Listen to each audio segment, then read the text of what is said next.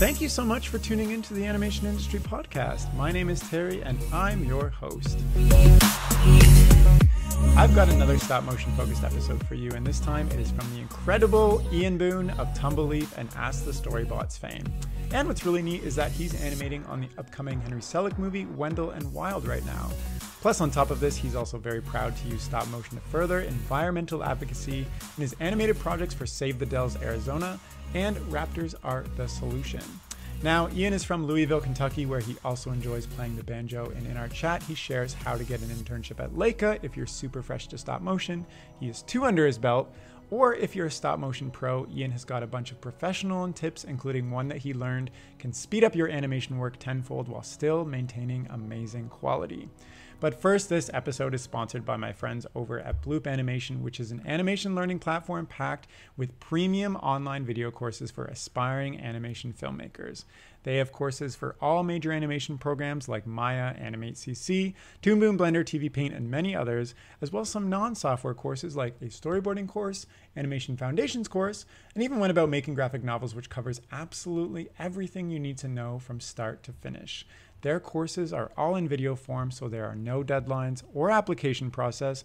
You simply just pick a course that you'd like and start learning in seconds. They even offer a free ebook titled Making an Animated Short, which covers their entire process step by step of how they made one of their films, from coming up with the idea to storyboarding, animation, and all the way to exporting the film. And you can get that book for completely free at bloobanimation.com/animationindustry, or you can check out their complete course library at bloobanimation.com/courses. And I've included both of those links in the description of this chat, so please check them out and help support this podcast. Now, without further ado, let's jump right into the chat. Hi, Ian. Thank you so much for coming on the podcast chat. How is everything over there?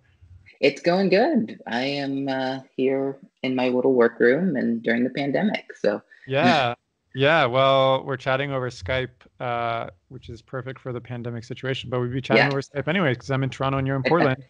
But you've been following the podcast for a while, and I've been following you on Instagram, and that's kind of how we touched base. And I asked you to come on and chat about everything stop motion in your career. So my first question is, what is the overall theme that you want somebody listening to this to kind of take away from our chat in your career? Totally. I am a stop motion animator, and I just love this medium and love this industry and this little weird community of stop motion people.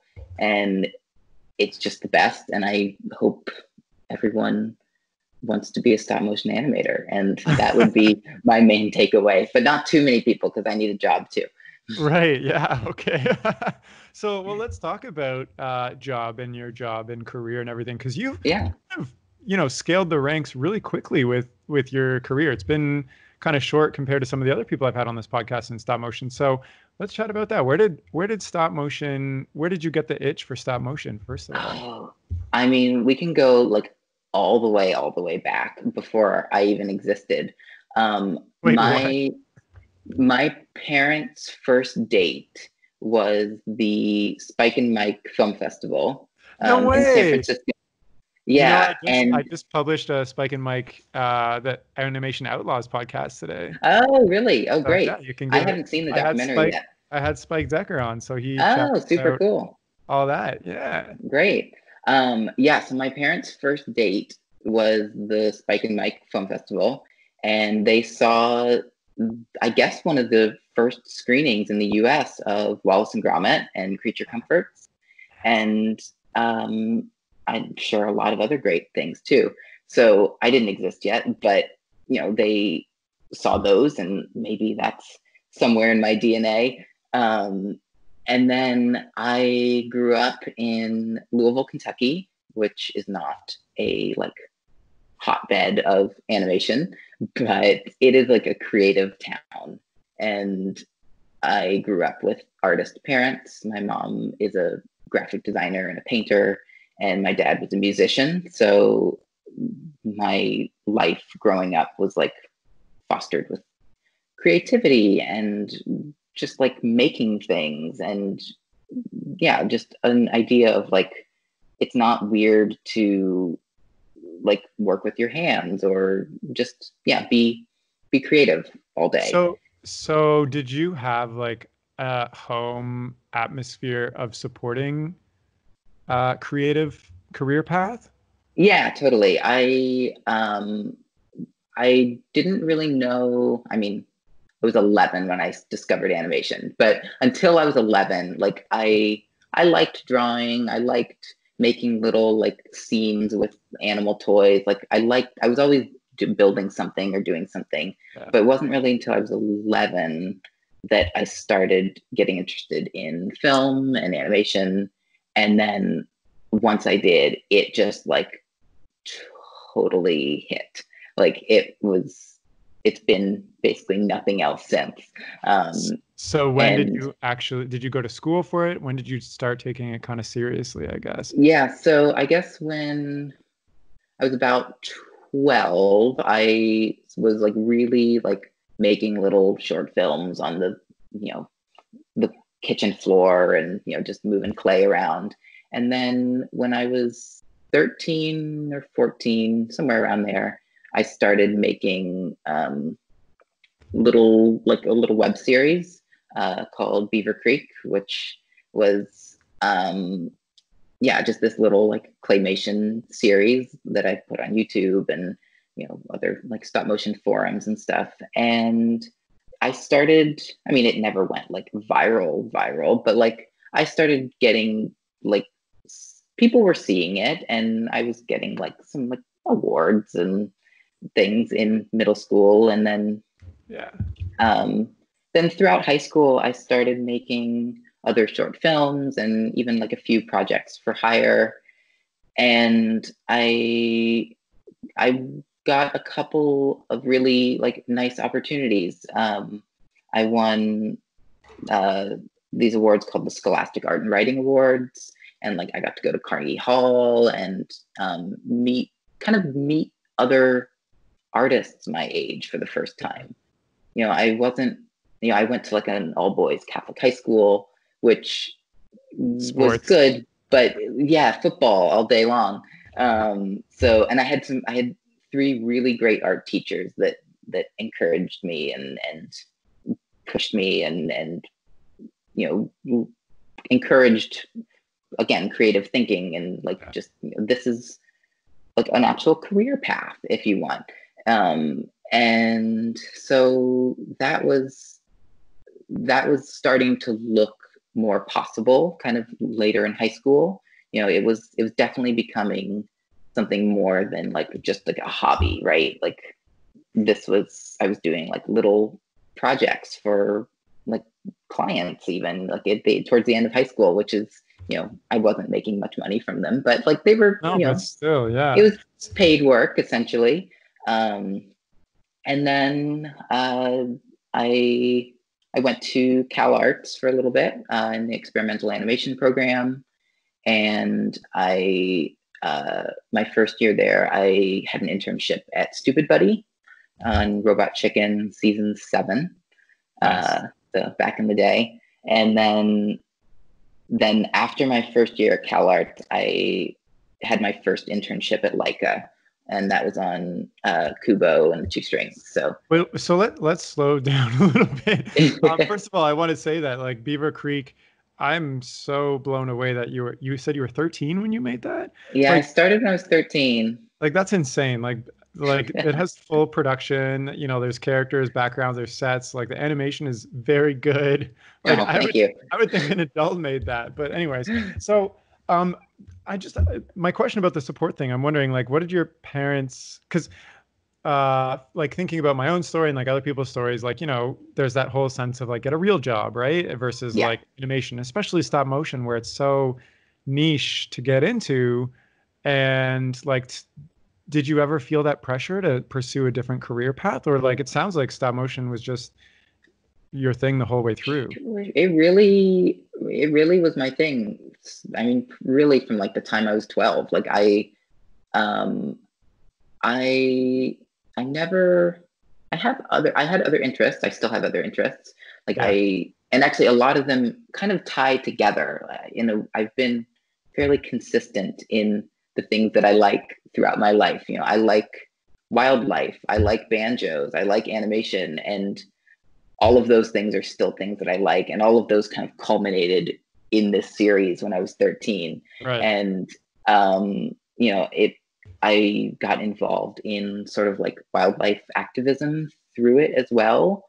So I never really thought that that would be a true path, like a career path, but that was always like another really heavy interest was some sort of wildlife related thing, but never quite got there with like, this is what I'm supposed to do.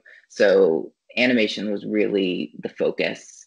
And both my parents worked from home. So my mom had her graphic design business in the house. So I was definitely like exposed to like working. Like it was like normal to see my parents like just making things and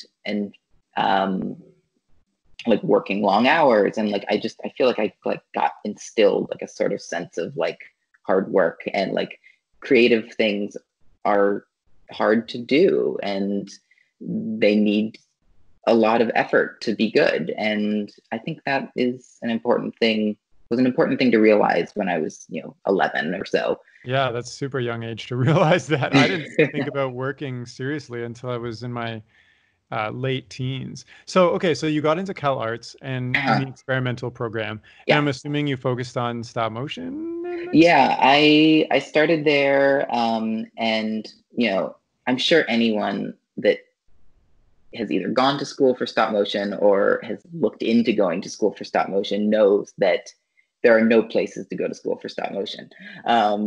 But Cal Arts is, I mean, there's a few that you have stop motion as part of their curriculums, but there isn't like, just a really like great place to like focus on stop motion. But Cal Arts has a lot of things that help with that. Mostly Stephen Kyoto, who is just, was the person I needed at that time the most. Like someone, because I had grown up around a lot of creativity and art and things like that, but I never had any other animators. I mean, there were forums and outlets online where I could ask questions and find out information, but stop motion especially is hard to learn without being able to just like ask people really like weird specific questions and have people show you things, and like, this is how you wrap armature wire, and like, this is how you put latex on a puppet, and just like super specific things that are just hard to learn on your own. And and so Stephen really, I got to Cal Arts and like made it a point of mine to just learn as much from Stephen as I could, because he's, this legend. He's been on the show, right? Yeah, he has. Yeah. He has been. I've chatted with him. Yeah. So he's just this, master of, I mean, a lot of things. Kyoto Bros do animatronics and puppets and all sorts of things. But, he has like a philosophy of stop motion that it resonates with me. I like that you brought up this point, because I used to I grew up doing stop motion and not knowing a soul in my city, whatever, that did stop motion. Like, it was all by myself, and I used to think of it as like a lonely sport. But I like that you brought this up, because like just meeting somebody else who does stop motion feels so great, and like I feel like an instant connection, and then suddenly you can like chat about all these weird things and ask all these weird questions that you have no idea where to go to otherwise. Like, I remember, like stopmotionanimation.com, I was like all over that when I was a kid. Oh yeah, totally. But like asking a weird question, you don't even know what to ask, and then you have like the professionals like telling you like, oh, use this really expensive, like complicated thing, and you're like, I have $5 in my bank account, I'm just a kid. So I love that you brought that up, because it's so important to meet other people like in real life that kind of do the stuff that you want to do too. So that's great. Yeah, absolutely. And like I had other, like when I was I think 15, I had gotten in touch with Barry Purvis, who's a great British stop motion animator, just a true like another kind of legend of, you know, short films and just like a real like artist. And we kind of struck up like a correspondence when I was a teenager, and he was like really encouraging and just helpful to like know like how an animator talks, kind of, because like there's all this terminology that like you don't really know, and you can kind of get it from books, but not a whole lot. So, you know, he was really helpful. And then once I finally met Steven in person, then that's really when like kind of a light started to click for like, this is how this is done. Nice. For real, you know. So you're doing stop motion in experimental animation, and then you get an internship at Stupid Buddies through that, but then you get an internship at Laika. That wasn't through school, was it? It kind of was. We had a portfolio day at CalArts where you can put out, you know, a portfolio and of, you know, I think I put out a few puppets and some animation and stuff. And then I think Steven actually recommended me to them and was like, hey, you should check out this kid's work. I was super young. I mean, I was like 19. And, you know, my work was fine, but like not like a quality yet. Right. But they usually said like, oh, we don't look at anyone that's not like a third year or something. But they took a look at my stuff and they liked it. And they said they would maybe be in touch. And I think like a couple weeks later, I got a phone call from their recruiter and they asked me to come up that summer. So amazing. I did, obviously. And that was the moment where like I realized that I had no idea what I was doing. Well, wait, you had some idea what you're doing, obviously, because you got an internship at Laika. But okay, so I get this question, and I see this question all the time on like Instagram and whatnot. How do you get an internship at like Stupid Buddies or Laika? Like, what are they looking for that you can produce? Because so many, especially now, because everybody's doing well, not everybody. A lot of people are doing stop motion from home. It's a lot more accessible. Yeah. So tell me the deets. Give me the. Yeah. So it's definitely different for each studio. The way I got the internship at Stupid Buddy was this really roundabout way.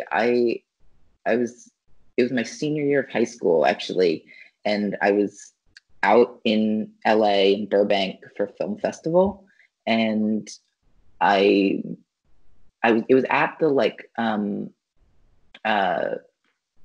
the final dinner, like wrap up for the festival, and the seating was like random, and I ended up being sat next to Matt Seinrich, who's the co-creator of Robot Chicken and the owner of Stupid Buddy. Yeah. And I didn't know who he was. He's also been on this podcast. Oh, has he? Okay. See, there you go.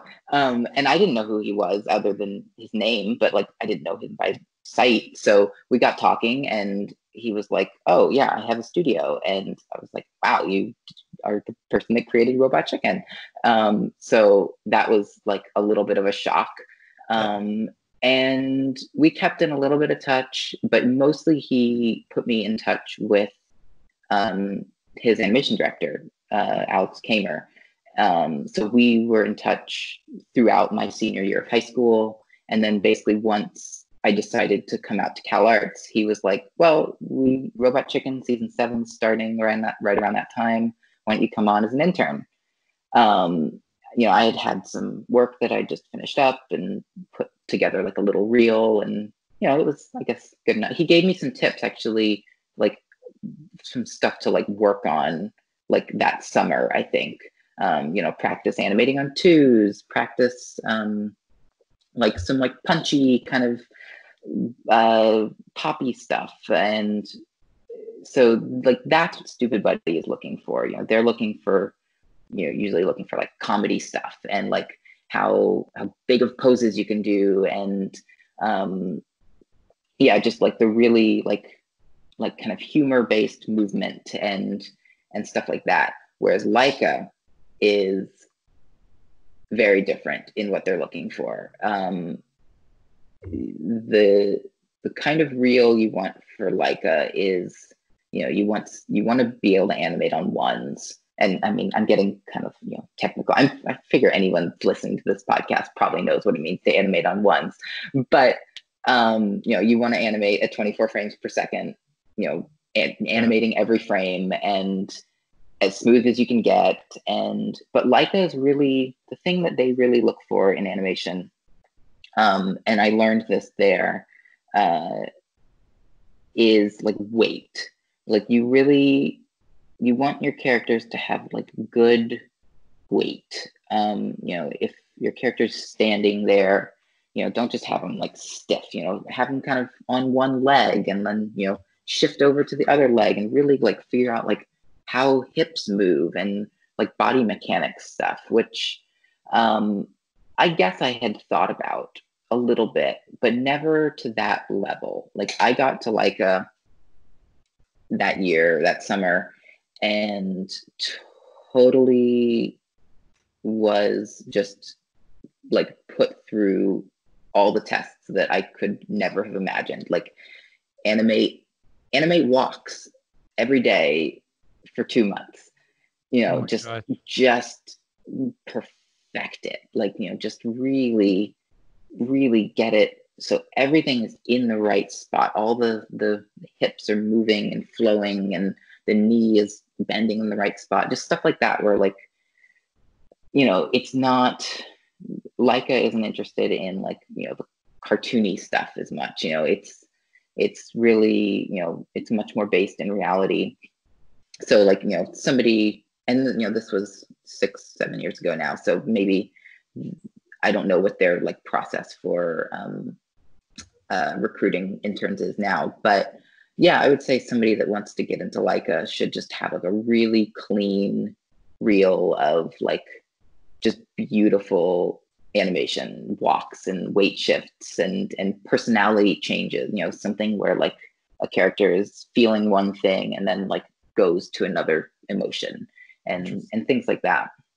Probably doesn't hurt to have some connections, because it sounds like both of your internships you got with the help of connections too. So maybe reach out to people, become Totally, friends yeah. with so and so or whatnot. Yeah.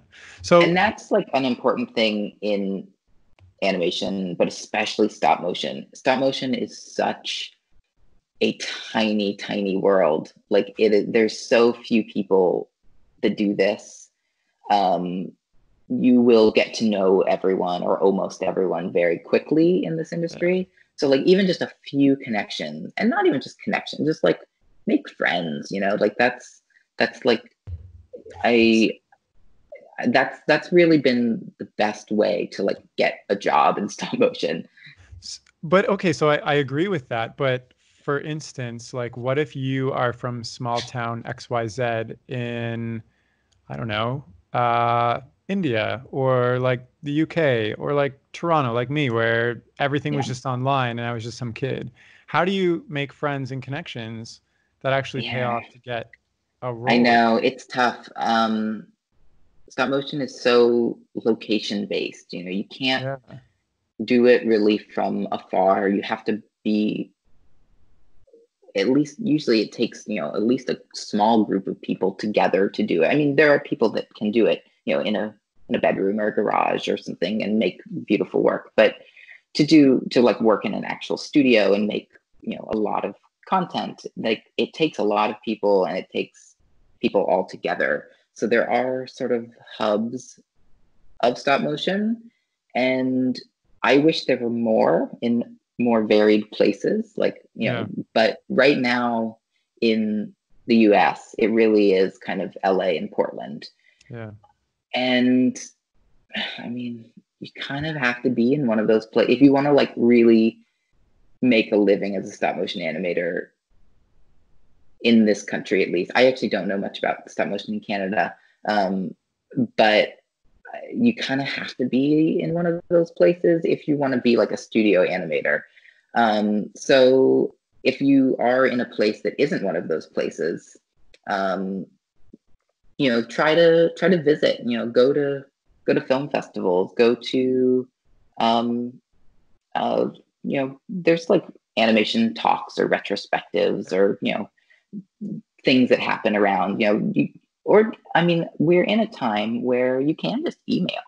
Like I get emails from people, not like, you know, probably a couple times a year, you know, being like, hey, I'm interested in working in stop motion.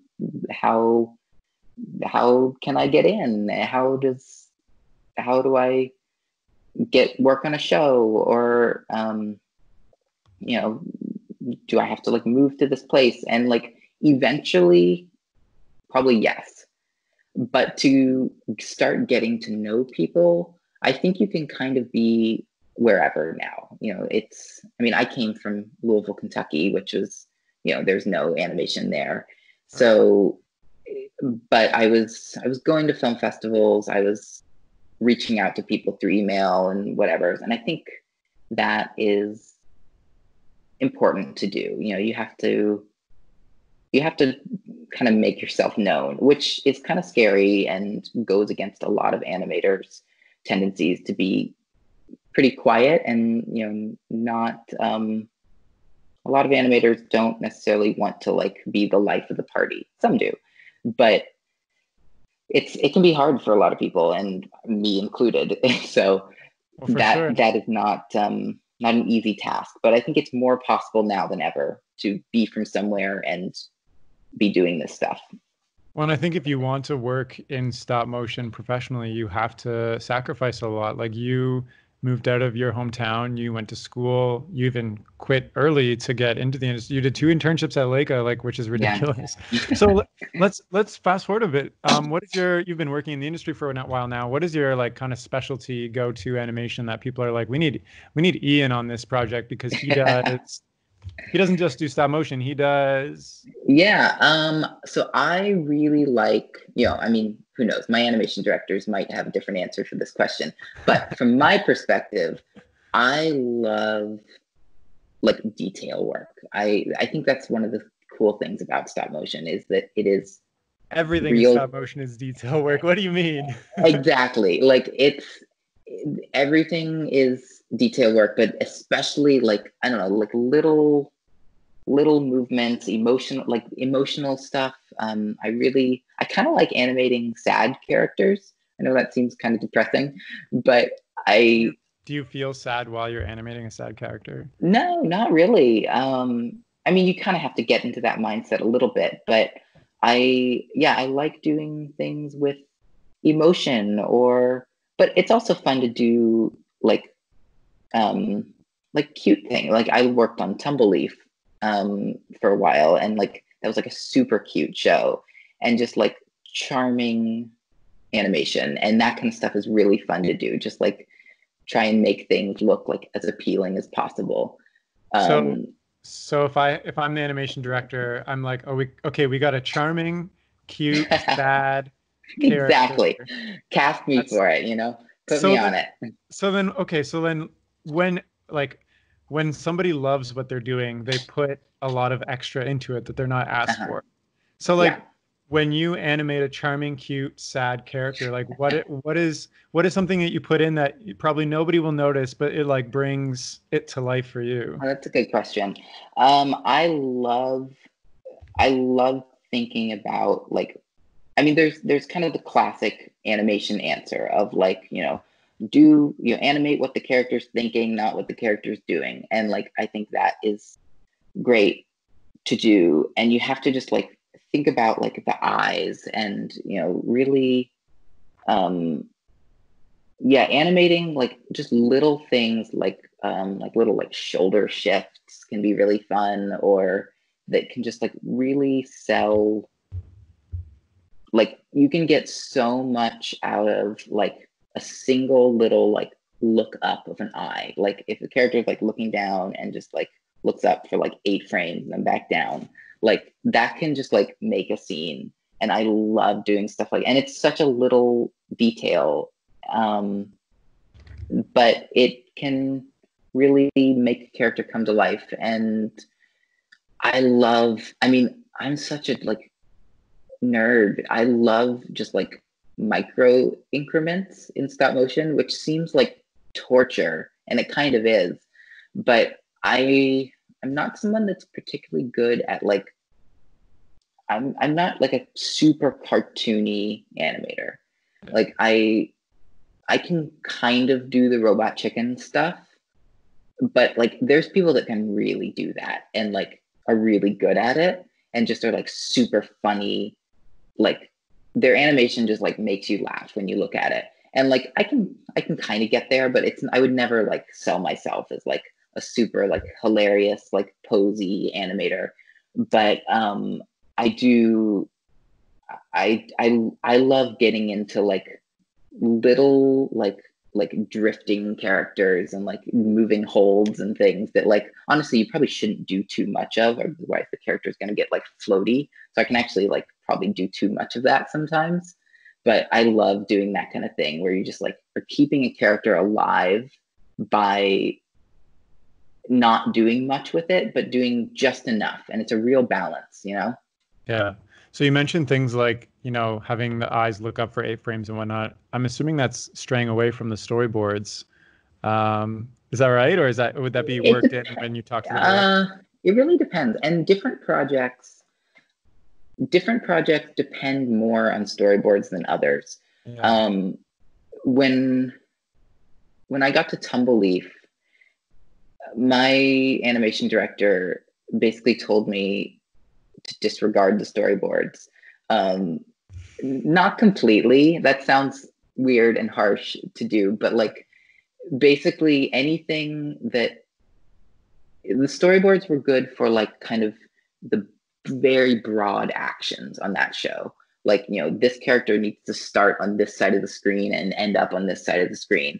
But the acting was very much dictated by what the director wanted, and he would act it out and tell you pretty specifically what he wanted, but then there's always room to add stuff in, to sometimes take things away if it feels like too much. So there's a weird balance of like knowing what you need to capture in a scene to make it sell as the scene, and to get the emotion or the clearest action that's happening. But yeah, some projects are very specific about like, this character needs to look up and hear this noise on this frame, and you better hit your mark or the scene's not going to work. And then some shows are like, the character looks up and does this and does that, and then he goes away. And like I've worked on all the variations of and in-betweens of that.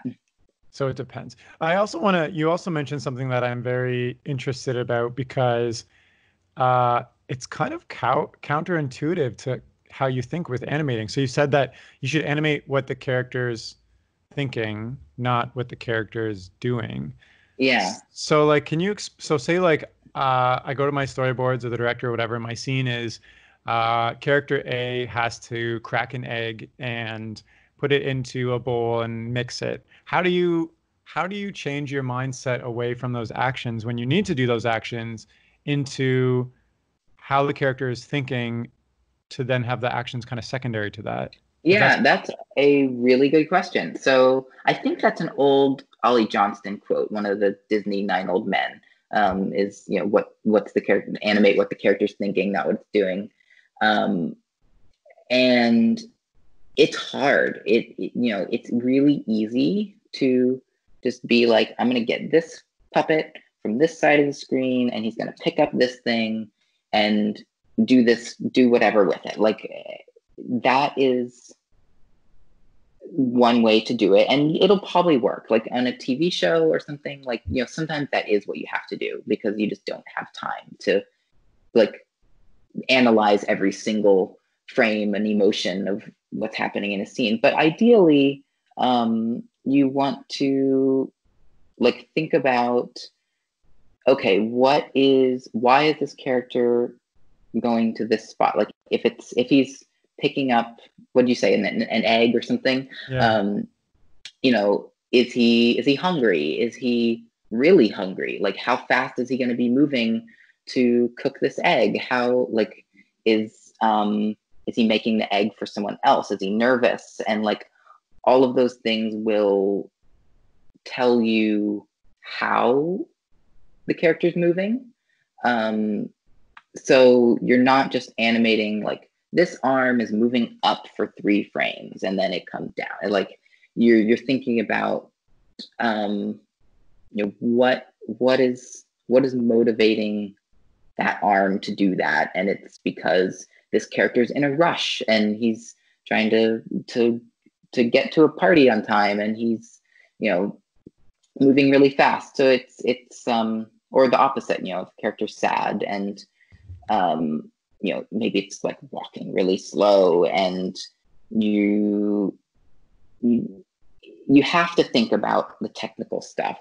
But in my experience, the shots that I look at that I've done that I'm like really proud of are the ones where I specifically remember feeling the easiest, where like the emotion falls into place and you don't have to think as much about the technical aspect of like the frame by frame motion of it, where you're just like really feeling the feelings of the character. And that's a special moment when that happens. It doesn't always happen, and sometimes you just have to hope that it does and strive for that. But you can try and get yourself in the mindset of that as often as you can. I totally understand that feeling, and that's why I love stop motion, because for me it's like an all-encompassing thing that kind of takes me to another place that doesn't exist in the real world when that happens. Totally. I know. So you've talked about Tumble. Okay, so you had an internship at Stupid Buddy, and that's like poppy cartoony. Then you went to Laika, which wants ridiculous technical skills and like on ones and like perfection. Then you go to Tumbleleaf, where you are working professionally finally for the first time, and like, can you just talk about how you ended up getting there and like how you changed your whole mindset and everything so many times? Totally. So again, like these good connections are kind of everything. There's an amazing animator named Dan McKenzie who he's I guess maybe 5 or 6 years older than I am. I had reached out to, or we met when I was towards the end of high school. I was trying to figure out like where I should go to college and just career stuff in general. And Dan and I met at a film festival and kept in touch. And eventually, I think it was right before I went back to the second internship at Laika, Dan reached out to me and said, hey, he was on Tumbleleaf at that point, and he said, hey, we're looking for more animators on Tumbleleaf. Would you be interested in me putting you in touch with our animation director? And so I was like, sure. I had never worked like as a full-time animator before. I'd had a few internships and, done, some short projects and things like that. But I'd never like been a full-time animator. So I was nervous to test for that. But so I went into BixPix and met with Rachel Larson, who was the animation director at the time, now of Tiny Chef fame. And she gave me an animation test to do. And I went in, and you basically get a line of dialogue and a puppet, and they give you like a show Bible or a character Bible, and they're like, this is what this character is like. And I studied up on the show. I mean, I watched it and seen it and was trying to absorb as much as I could. But yeah, you go in for 8 hours, or 10 hours or whatever, a work day, and animate that shot, just on a test stage. And at the end of the day, they're like, thanks so much for coming in. We'll be in touch. Oh man, that sounds so intimidating. And then I, go up to Laika for that summer. And I think, I don't know, midway through that summer, I get an email from Rachel, and she asked if I wanted to join the crew. So I did, and came back down that fall, I guess like late August, early September, and started on Tumbleleaf. And it was another moment of like, oh no, I don't know what I'm doing. That's insane because like you've studied, like you've done stop motion a lot, and you're studying at Laika. Why do you feel like you don't know what you're doing when you're clearly the most qualified person for the job because you just got hired for it? So I knew what I was doing in theory, Yeah. but doing an internship at Laika. So the way an internship at Laika works is you're basically like a trainee.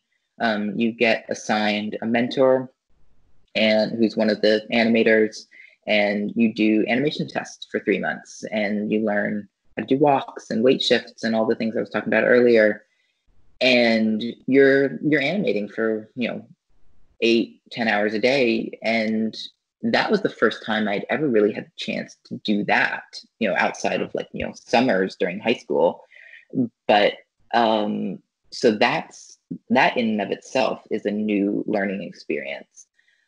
But the way that it's approached at Laika is very much satisfies the like perfectionist side of me, where it kind of doesn't matter how much you're getting done. It's more about like how pretty the final image looks. So Gotcha. like, you can do 20 frames a day, and like at least during the internship, that was fine. Like they were good with that on ones, just That's so you're like getting. one frame every half hour.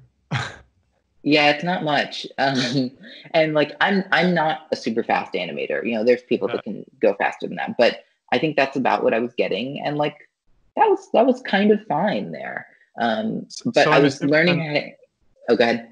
Tumbleleaf you can't do one frame every half hour. Are you doing like Oh, 15 you frames definitely every hour? can't. So I am used to that. I'm like, loping along, making my frames really pretty, getting all the arcs right, making everything beautiful. And then I start on Tumbleleaf, and 200 frame a day quotas on twos. So, 100 poses essentially every day. And I couldn't do it. I was not able to shoot that much. I just hadn't ever done that before. I was an intern on Robot Chicken, so I was around that a little bit, and Robot Chicken would shoot more than that in a day. But so like I knew people that could animate that fast, and was kind of around that, but I'd never done it. And Tumbleleaf is a really special show because it looks gorgeous Yeah. and beautiful, and just has insanely high quality production value. Um, but it also was a fast production. Like you had to move really quickly, or at least for me. And so I got the Tumbleleaf, and was sort of having like kind of a nervous breakdown. Like I was not able to get the quotas. And actually, Rachel Larson got hired to work on Isle of Dogs like right after I started. So she had hired me, and then she left for London, basically right when I started on Tumbleleaf. So Michael Granberry became the animation director, and he was kind of my savior, and I don't know how he put up with me. Um, and if he's listening to this ever, I'm gonna gush about him a little bit. But he really uh, just helped me learn how to animate in like a totally radically different way than I ever had before. Um, I had just gotten from Laika. I was used to animating, yeah, like a frame, every 20 minutes, half hour, just really perfecting it. And he basically said, set a timer, you know, set a timer for 5 minutes. And at the end of 5 minutes, take the frame. You just have to take the frame at the end of 5 minutes. And that is really scary because like Yeah. I didn't know if that frame would be ready in 5 minutes. And sometimes it wasn't, you know, sometimes I'd have to do more. But it got me in the mindset of like just moving the puppet and having it be there. Like the way that I kind of naturally animate and the way that was learning to animate was, you know, very like move the puppet, check it, finesse it, move it, check it, you know, just all this back and forth. And Michael really helped me figure out just ways to like get motion happening quickly, you know, really, you know, he said this thing to me about like letting some frames be like awkward teenage frames where like it's kind of fine that they're in like a weird in between stage. Like as long as your main pose is fine and you're trying to get to another pose, the frames in between, as long as they make enough sense, they don't have to be like perfect, you know. And that really helped and it's hard to do for me. Like I really struggled with that. But So what's a good enough awkward teenage frame in between versus a perfect in between if you have a character maybe standing from point A and then in uh-huh. point B they're looking, I don't know.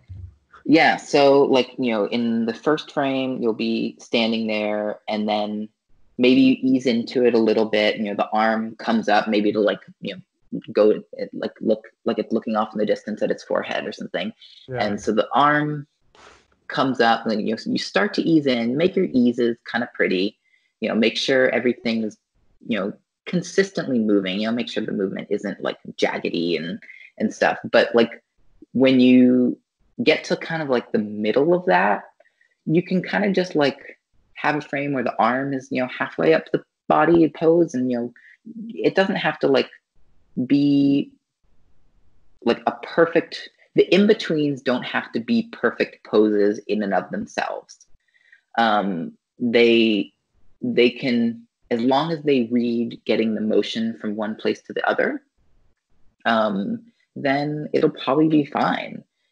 And just make that first pose really good, do your eases really well, and then the stuff in between, as long as it's headed in the right direction, it's probably going to be fine. And like he didn't spell it out like that for me. That was kind of me learning how to do that and my take on it. But that took a long time to figure out for me. It really, really was tough. Like I wanted to make every frame perfect. And Yeah.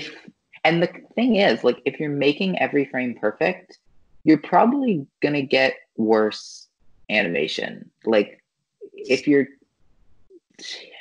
unless you're truly doing the Laika thing where like you can kind of take as much time as you want to do it, um, the animation might be a little more stale and you're probably going to get just burnt out, you know, if you're putting as much, you shouldn't be putting as much focus into every frame because there are some poses, some actions that are more important than others. And that was kind of the other thing. Like, you know, he helped me focus on like what's the important part of the shot.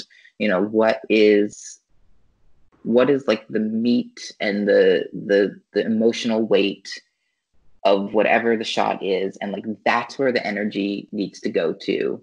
Hmm. And if you can do that, you'll have the energy to just kind of blast through the stuff that isn't as hard. So you can maybe take 10 minutes on some frames as long as you take 2 minutes on other frames, you know? That's It, something I need to learn. yeah, it Because is. It's tough. I, It's really yeah, hard. I approach every single frame in my stop motion like the most important frame that I'm on in that And moment. that's like a definite thing in Yeah. stop motion that's hard to get around because like you're looking at a puppet. It feels like whatever's right in front of you must just be so important because you're staring at it. It's not moving when you're staring at it. So like it feels like, oh, this pose has to make so much sense. Yeah. And like it should make sense. Like if you can get beautiful animation that's perfect, and it also doesn't take you a whole lot of time. By all means, do it. But Well, and the there's other thing very is few like people that can do that. you have your pop through and stuff, but in 2D and CG, your poses are completed. But in stop motion, there's always the what if the puppet falls over in this shot, or Yeah, what if I overstep and I don't get there? So that like it's so hard to because the future post is like always an unknown in my head. It's yeah, so hard to give up on a frame that I'm on because part of my thinking is like if I don't do this right, I'm not going to get the end result looking good. yeah. So, but And the past poses don't exist either, really. yeah, Like in CG and 2D, you can always go back and edit things. Like yeah, once you've moved that puppet out of the pose that it's in, you can kind of do a cutback, but it's never going to be exactly where it was before, and it will never be there again. yeah, So it's hard to move forward if you don't really know where you're going with something. It's hard to move forward because you're afraid of like losing where you're at too. oh yeah. So it can be scary to think like, oh, this is a pose that's gone forever as soon as I touch this puppet. And what if I can't ever get back to it? Right. And it's well, and it's like it's permanent too, like you said, which is crazy. Like every single time you move anything, it's like a conscious choice that you're Hmm. projecting how it's going to affect everything in the scene. Like if I decide to suddenly, maybe there's curtains on the window and I decide, oh, it's a little bit windy out and I decide to suddenly move the curtain. Now I have to remember to move that as it Yeah. would be wind blown for the entire scene. I can't just stop. Like, so, And that was the thing on Tumbleleaf too. It was rarely just one character. oh yeah, Like Tumbleweed's insane. There's like 8 characters on a screen, small, big, multiple arms. exactly. So like and they were always jumping around. They were always doing fiddling with something, building something, or digging something out of a treasure chest. Like Tumbleleaf was a busy show, Yeah. and that kind of stuff is so fun to animate, but it does take a lot of thinking and effort to like get there. It's tough to like knock out those frames when there's like so much going on and so many characters. There's some animators that like, they would do these like 10 or 12 character shots, and just like I know I only had a few shots on Tumbleleaf that had like true crowd scenes. And they're hard. But sometimes once you get enough puppets, you're not looking at everything close enough. You can actually get away with a lot more. There. Yeah. So you've been, I love that you've been instilling all these learnings that you've had. Um, do you have any like anything else that you've learned that has kind of changed the game for you in terms of your animation skill or just the mindset you've had of approaching animation or like, I don't know, have you received any critiques where that things really clicked for you afterwards? Yeah, totally. I love good feedback. I mean, I think that is kind of the most important thing in any animation, but I think especially stop motion because you can't go back and change it. If you get feedback on a CG shot, you Yeah. can change it. Whereas like in stop motion, if you get good feedback, it's like extra cutting Too because it's bad. I'm like not going back and redoing too it. bad. It's just like that shot is done. You have to redo it or just hold on to that for next time. So you kind of, I've learned how to like almost have like a little like mental library of feedback that I've gotten. Oh, I think where like I just can remember certain critiques in certain moments. If I'm animating like a certain thing, like a walk or something, like I will remember, like this is what, this animator or my mentor or whoever said to me when I was animating a walk 4 years ago about the knees and not to bend them too much or to bend them more. And like I can kind of think about the advice that people have given me over the years and put that into action in a different scenario because it's rare that you're ever going to get feedback on something and then do that exact same thing again.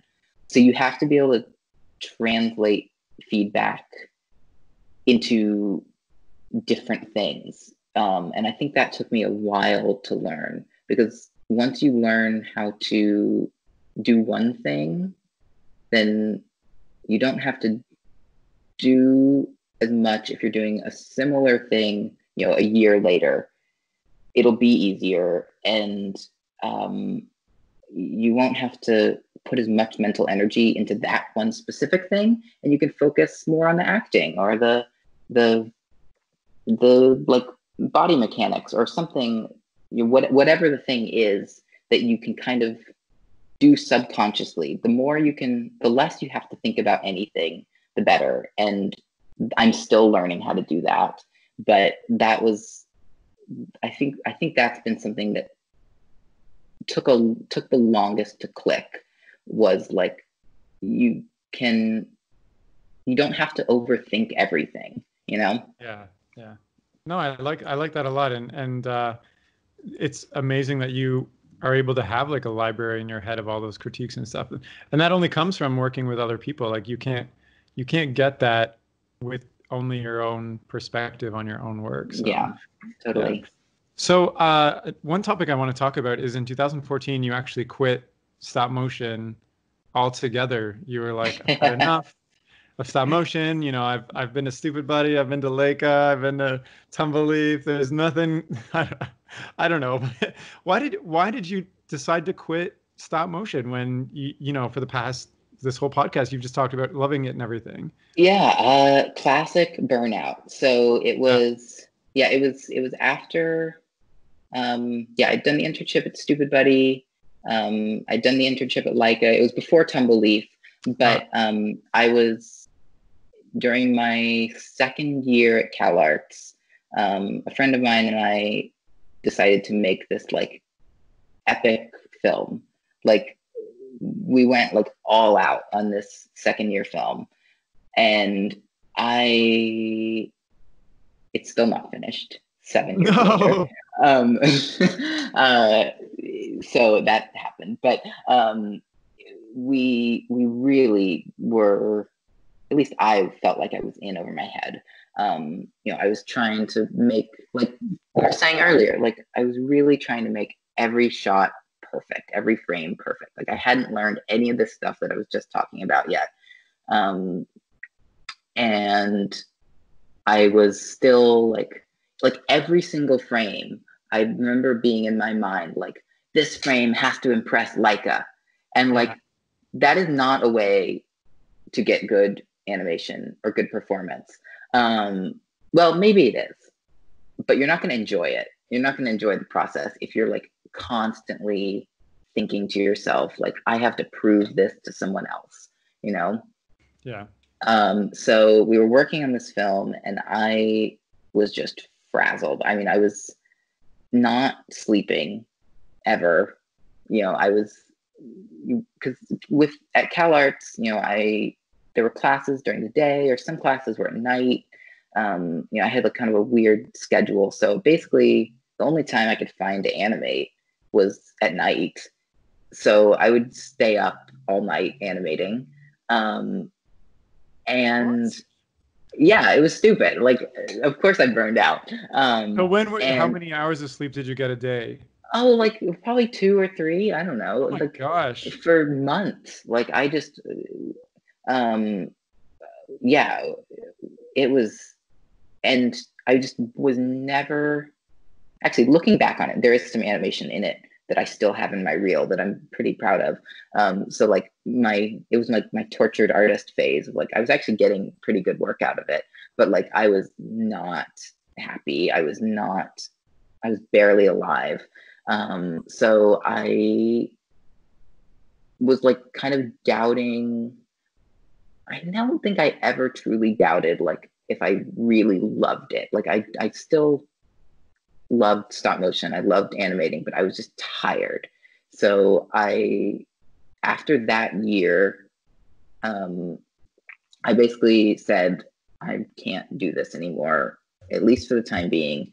Okay. And because I was actually going to go back to Laika that summer.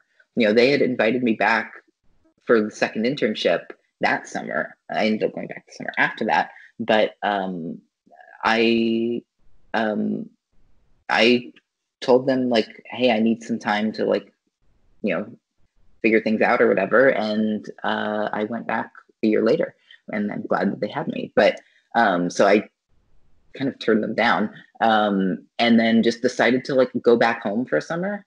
Yeah. And I didn't touch a puppet for about 9 months, I guess. Oh, wow. So what did you do? So I wanted to have. I still, you know, am a creative person. I don't like being idle. I don't like having nothing to do, and I still like, you know, making things. But I think I mentioned earlier, my dad was a musician. So growing up, I was like around a lot of music, but I always like pushed it away. Like I was never interested in music. And then, I mean, I kind of started to get interested in other kinds of music, into like old time folk music and country music and stuff, you know, throughout high school and college, but not playing it. So, and then till this time when I was just like so frazzled, I was just like, I need something else. So I went back home and started learning how to play the banjo. And it like really just like totally saved my like my brain. Like I just it opened up like another creative thing I could do that just didn't occupy any of the same parts of me that animation did. So I basically went back home for a summer, started taking banjo lessons, roaming around Eastern Kentucky, going to festivals and stuff, and just like immersing myself in like a totally different world. And then I ended up going back to CalArts that semester, but I kind of knew I wasn't really like I wasn't I wasn't really animating that semester. I was just kind of going through the motions, and then I ended up leaving CalArts after that semester. So like I think I went a full 9 or 10 months without animating a single frame, without touching a puppet. And by the time that was over, I was really ready. Like I think, you know, month 8 or so of that, I was like, okay, I think I have a few more things figured out about like how I can animate for my life and also like have like mental health, you know? Yeah. Well, I'm still curious because you uh, also went back to school, but said your heart wasn't really into it. So what Yeah. was that? What was that big, like, what were you expecting to do So I otherwise? think I didn't really know. And I think that Yeah. was part of the problem. Like I don't think it was ever I don't think it was ever animating that was the thing I disliked. I think it was like the lack of sleep or the stress of like a production or the more external things. And I think so I went back to school, and I actually started sculpting a lot during that time too, which I really enjoy and do kind of on the side, just, you know, for fun. And so I was doing a lot of sculpting, but no animating. And then after I left CalArts for good, um, in I guess after that fall semester, Yeah. then I went back home one more time to Kentucky and just started animating a few little tests. Like I built a little puppet just to see if I could kind of feel myself getting back into it. Like Hmm. really just to ease myself back into like, do I enjoy this?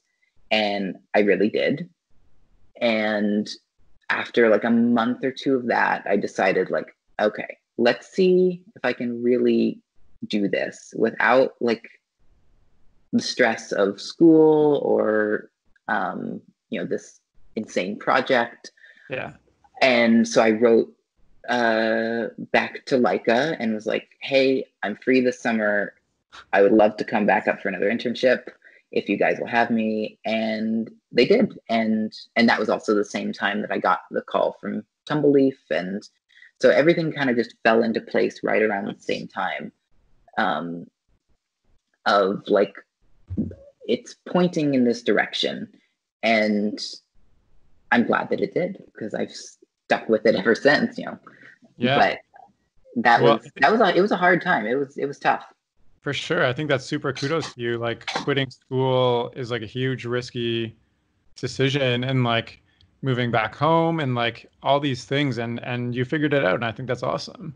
And obviously you've come out on top. So let me ask you, you know, you've mentioned a lot of things during this chat, you know, 10-hour days, 8 10-hour days, going through the ringer so many times, learning all these things, taking a break for 9 months, learning music, coming back to the industry. Has it all been worth it for you? Like, is this who you are? Is this what Oh, you, I love it. I mean, it sounds like it. Yeah. Yeah, I love stop motion, and I love the stop motion community. Like, I can't stress enough. Like, I think Tumbleleaf was the perfect first job. Like, Yeah.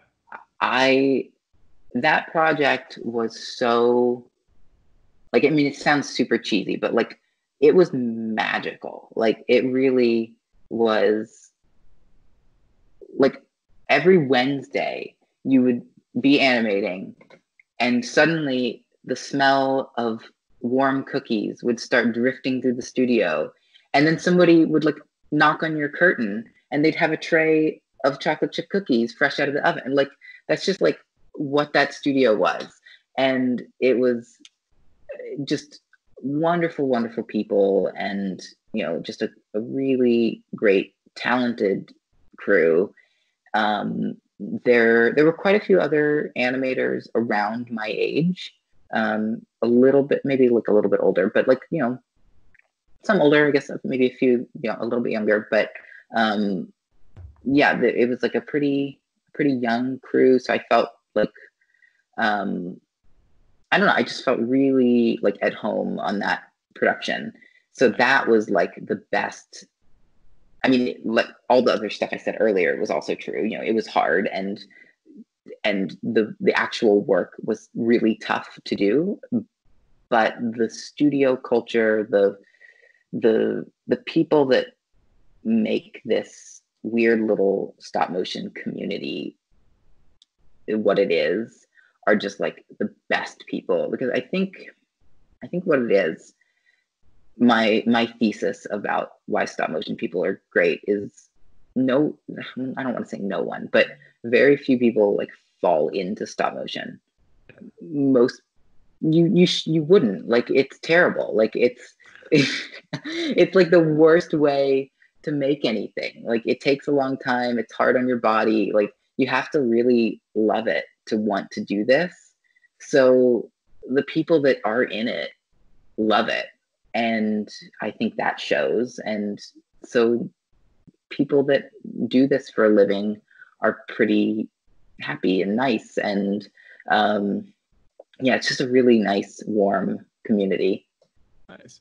I have a follow-up question on that I'm curious about, and I'm wondering if you can answer it. And I feel like it's a little bit of a taboo sort of question, because it's about like, how do I say this?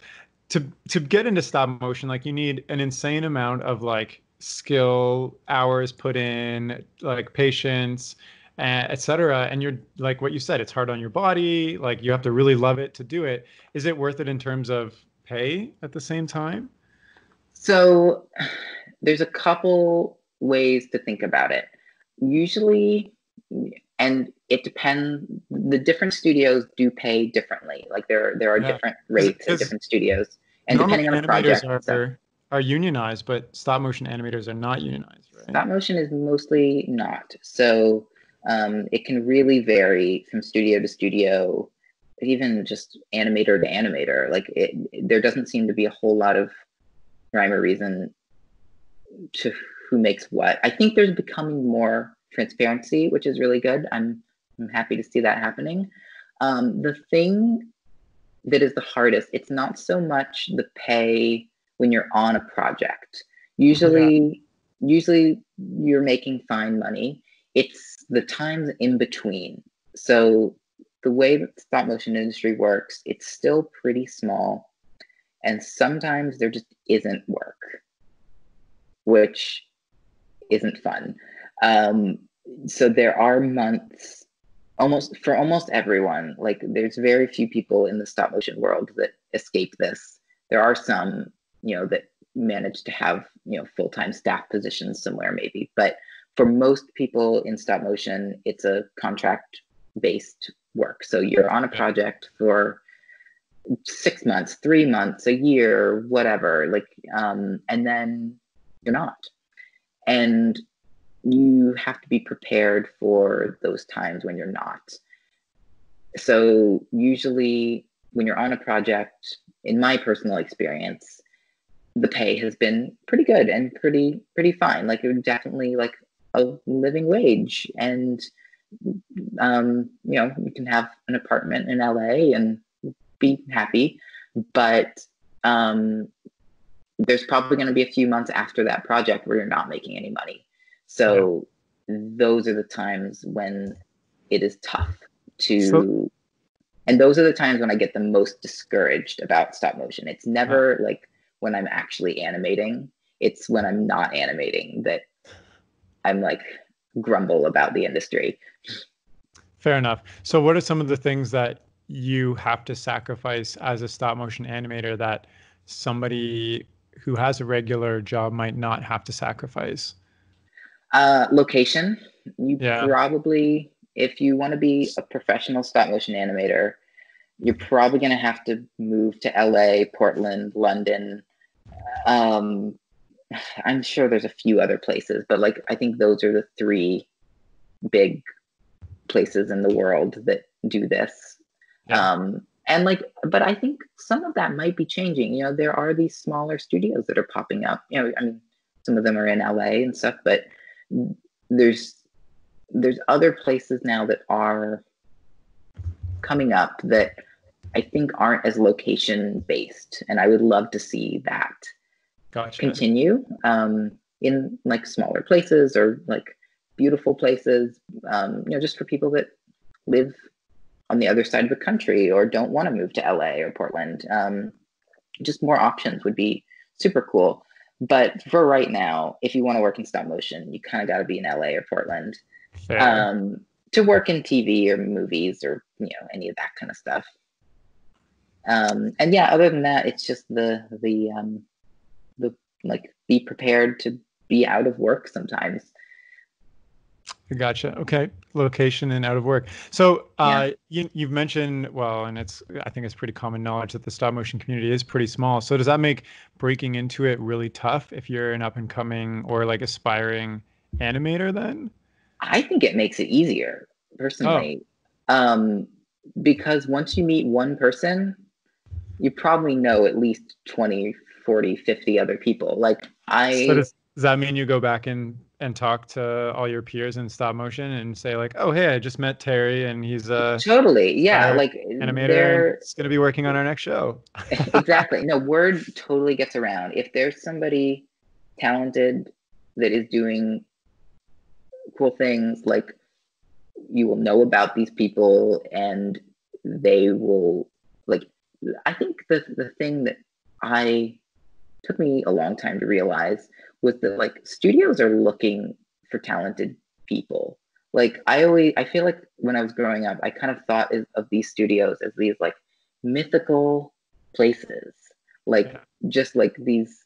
I watched endlessly when I was not little, but like as like in middle school, the like behind the scenes for the Wallace and Gromit movie.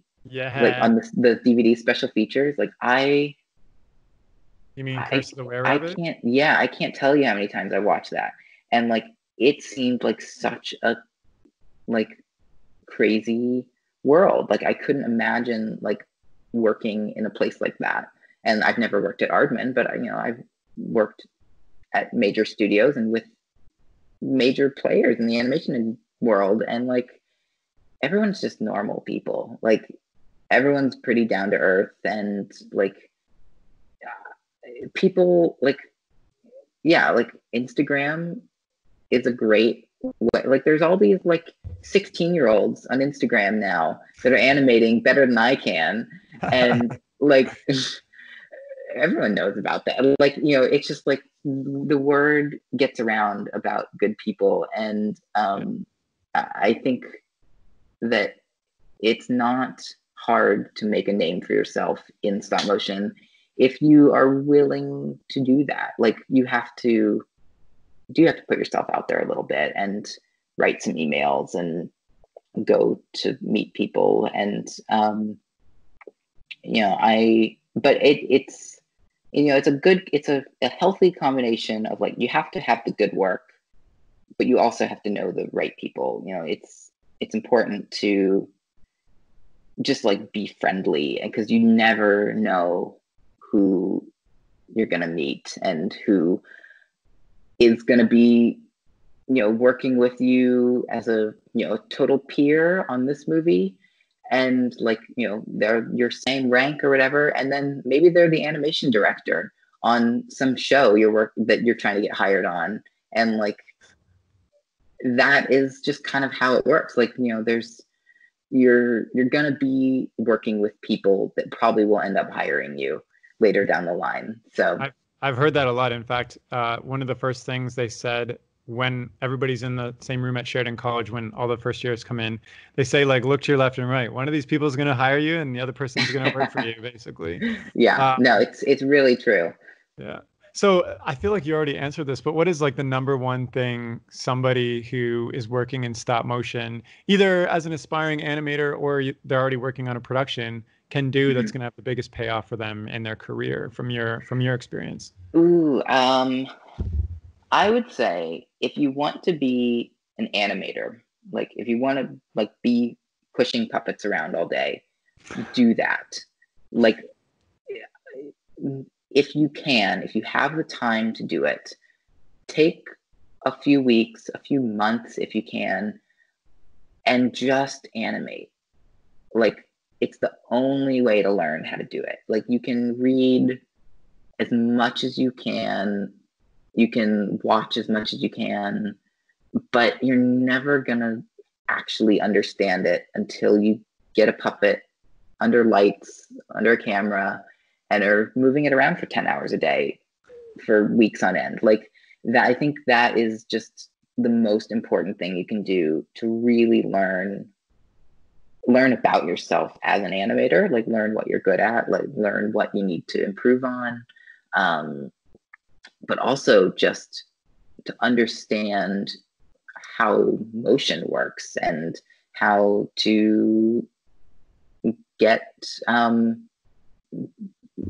like emotion out of a face or a pose, a body language. And like, you can't really do that in little stints. It's kind of I think the hardest thing about animation school for people that want to become like actual animators is that there's never really time to actually just animate. Yeah.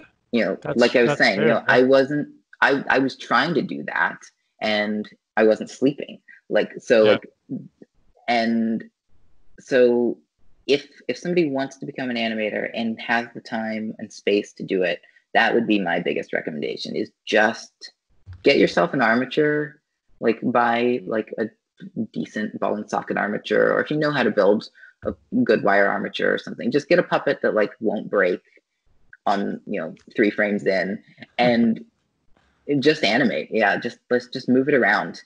That's such a strange point that you brought up, because like I just finished second year of animation school. I'm going into third. But when I think about it, the amount of hours I spend in school that are not animation I don't know, it's probably like 70% non-animation classes and then 30% animation, because you're doing life drawing like hours every day, and you're doing character design, and you're doing perspective and layout drawings, and you're doing painting, and it's kind of crazy when you think about it. Like, and the animation that you do is very small stints. It's like animate 5 seconds of dialogue, or animate one action with a heavy object, like lifting it or something like that. Because animation school, they're trying to get you to first generalize in everything so you have a good foundation. And then it gets different because in fourth year I have to produce a thesis film when it's all animation. So it's very strange though, because if you have the confidence to know exactly what you want to do, like say for you, you quit school after 2 years because you're like, I just want to stop motion animate. I probably don't need to learn all the other stuff and pay at CalArts an exorbitant amount of money to go there. So yeah, if you have the confidence to know that you just want to be a stop motion animator, just do that. Do you think and that's the caveat to that, to like, you have to, if you only do that if you know, or maybe if you want to know, how do I say that? If you want to find out if that's what you want to do, I think there's probably no better way to find out you don't want to be an animator than to animate for 10 hours a day for a week. Like, if you don't like doing that, then you're probably not going to want to be an animator. But there's a lot to be said. I think there's a lot to be said for learning life drawing and all those other skills. Like, you definitely shouldn't like just animate. Like, I mean, I am personally a terrible, horrendous draftsman. Like, I can barely hold a pencil.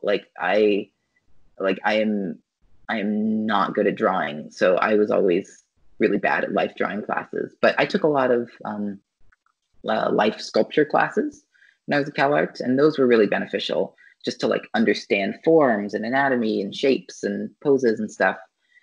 And stuff like that is really important.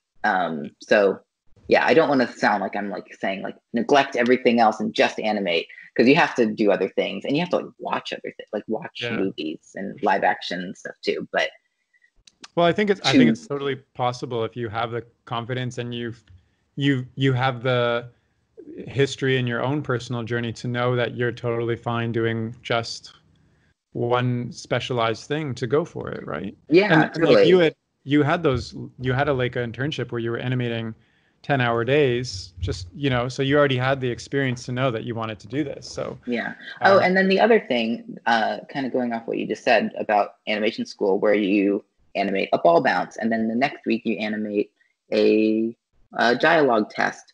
I think that is great, but it would be like the way to really get good at things like that is to animate a ball bounce and then animate another ball bounce and then animate another ball bounce and then again and again and again, and just like animate those ball bounces until you're sick of them. Because like we animate a ball bounce and then you submit it, you get feedback and a grade, and then you never animate a ball bounce again. But exactly. But it's also the principles of that ball bounce are also incorporated into, I don't know, a character jumping up and down or something like that, or like a flower sack animation. So it builds off each other. But I kind of agree. Like, I'm happy to not redo assignments over and over again, because that's its own stress. No, it can get tedious for sure. But I agree that it's super beneficial to do those things. So maybe just as we wrap it up now, you've talked about all the experiences you worked on. What's next for you, or what are you working on that you can share? So I am pandemic. I'm working right now on the new Henry Selick movie, Wendell and Wild. Wendell and Wild. So I'm dying to see excited. Any pictures of that, because there's it looks good. I can't tell you anything about it yet, but it looks really good. I probably look it up every single week to see if there's any new pictures, because like I have no reference point in my mind of what it's going to look like. Yeah, it's great. I love the style of this movie. I can't talk about it at all, and I wish I could, but it's beautiful. It's super unique. I can't wait for people to see it. But yeah, I'm animating on that, and not actively at the moment. I'm able to do some tests from home, some animation tests for it, and hopefully we'll get back in the studio soon. But I started about a month before the world shut down. So I was in the studio for 3 or 4 weeks. For real. I hope that all goes super well for you, and hopefully this pandemic lightens up so we can all I hope so go too. Back to work, but I don't know. It doesn't seem like that given this current. I know. So working on that, which is being taking, most of my time, as it should.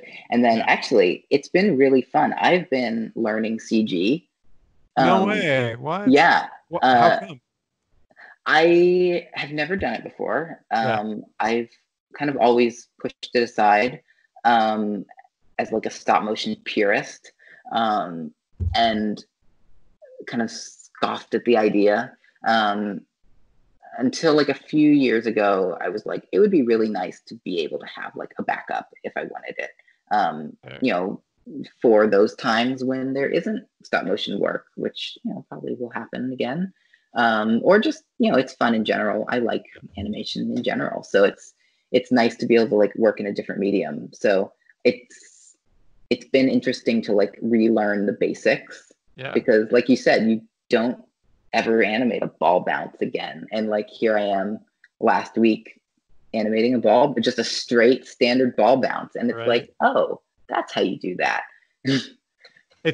I act surprised, but I've actually seen your animations because I follow you on Instagram.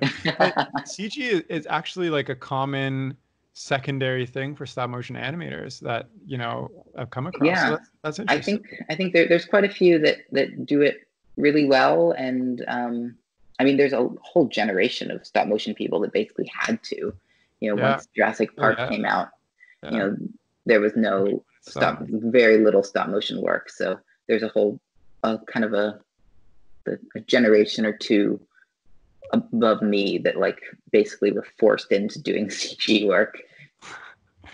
Is there anything else you wanted to add as just we wrap up the chat? Yeah, I don't think so. I'm hoping that people, I don't know when Wendell and Wild will come out, a couple years probably. So hopefully people will go see that. They can see my stuff on Tumble. My shots are scattered all throughout. It's I can't point to like I did this entire episode and that just Tumble season 3 and 4. All my stuff's in there. I didn't talk about storybots at all. Go listen to people that are listening to this podcast can listen to the Colin Lepper episode and get all the information about that. He's amazing and has been on here and can tell you all about at some point. I'm just gonna have every stop motion animator on this podcast. Yeah, do it. Half the people you today I've already had on this podcast. I know. So I worked on that show as well, and that one I did do more like actual episodes and sequences. So if people watch the nutrition episode or the recycling episode or the toilets episode, I did a lot of that stuff, a lot of stuff in all of those. So and my wife and I are working on some projects together. She has a pitch for a mini series that she's been working on that we did a proof of concept for in stop motion that hopefully will be finished soon. And lots of fun projects. That's awesome. It sounds like you're busy. Well, thank you. Yeah. Thank you so much for taking some time out of your busy schedule to come on the podcast. It was really insightful for me to hear. Yeah, it was really insightful for me to hear exactly your mentality of approaching stop motion. It got my wheels turning because like I'm working on my own. Well, it's a weird little mindset you have to get into. It's not a normal thing that most people have to think about. So I'm glad to shed whatever, and anything I say is just my way of thinking about it. Like you could probably talk to 20 stop motion animators and every one of them is going to have a different mindset outlook about like how to animate. So take everything I say with a grain of salt. Like don't like say that this is the way to animate. Everything you just said. Everything I've said for the last hour and however long we've been talking, you can just ignore. Okay, great. Good to know. Well, thank you so much for coming on the chat. All right. Thanks, Terry.